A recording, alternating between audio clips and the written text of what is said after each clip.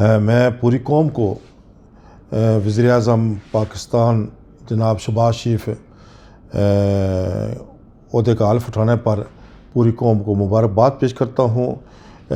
3 तारीख से लेकर 9 तारीख तक हमारा आइन तकरीबन मुअत्तल था। मैं समझता हूँ कि पाकिस्तान की सियासी क़ुव्वतें 74 के बाद पहली बार मैं समझता हूँ कि तजदीद अहद किया आइन को बचाने में और पाकिस्तान को बचाने में।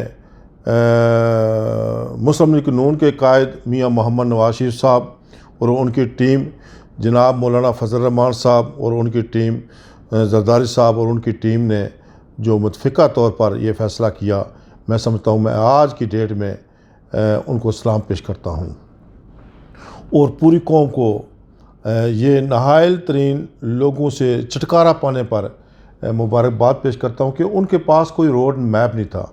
आज जनाब वज़ीर आज़म शहबाज शरीफ साहब ओहदे का हल्फ उठाते ही दूसरे दिन ही कराची का कामयाब दौरा और पाकिस्तान में एक इकॉनमी को बेहतर करने के लिए अपनी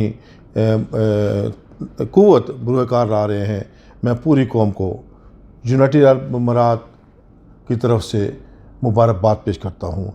अल्लाह ताला वतन अज़ीज़ को इस तरह बेहतर से बेहतर समरात अता फ़रमाए।